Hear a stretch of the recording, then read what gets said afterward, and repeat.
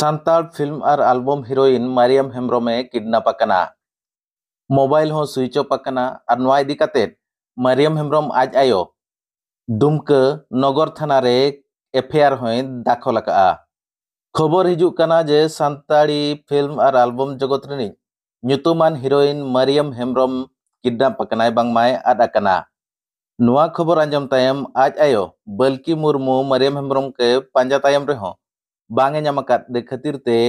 ᱫᱩᱢᱠᱟᱹ ᱨᱮᱭᱟᱜ ᱱᱚᱜᱚᱨ ᱛᱷᱟᱱᱟ ᱨᱮ एफआईआर ए दायल अकआ खबर नोंका जे मरियम हेम्ब्रम दुमका रे ताहे कातेद सांताली फिल्म और एल्बम जगत रे अभिनय ताहेन और ओंडे गे आज साला जामतारा जिल्ला रिनांग मजलाडी अतु रिनी राजीव मुर्मू साला लिव इन रिलेशनशिप रिकिन ताहे कना ओंडे मिटठेन गे चलावेन किछि दिन लहा खोन जेतेबेले आज आयो बल्कि मुर्मू मरियम हेम्ब्रम के पांजा के दिया उनी बांगे नाम दाड़े दे ताहेन आजा मोबाइल हो स्विच ऑफ ताहेन कना और ओना गे तिकाते आयमागान पेड़ा पहुण और आजरिन जोटाव कोठेन फोन फानते बांगे नाम लेन खातिर ते दुमका रिया नगर थाना रे मरियम हेम्ब्रम आज आयो बल्कि मुर्मू एफआईआर ए दर्ज अकआ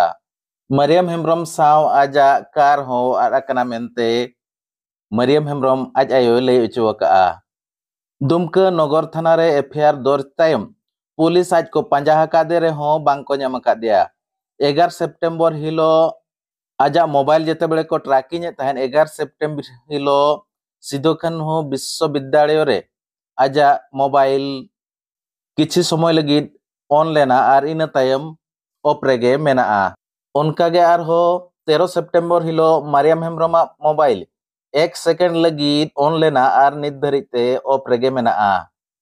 नोंकान खबर नितो हिजुक कना जे सांताली फिल्म और एल्बम दुनिया रिनी हीरोइन मरियम हेम्ब्रम आद अकना बांगमा किडनैप अकनाय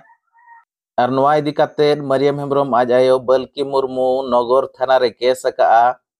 पुलिस प्रशासन उनी मरियम हेम्ब्रम पांजा रेगे मेना कोआ और उनको प्रशासन पुलिस प्रशासन जामतारा जिल्ला रे नांग मंगलाडीही अतु होको सेन कातेद को पांजा हकादिया एंते रहो बांग को ᱧᱟᱢ अकादिया नोकान खबर हिजुक कना नित मरियम हेम्ब्रम जहां दो सांताली फिल्म एल्बम नि nyutuman एक्ट्रेस उनी नितो ए किडनैप अकना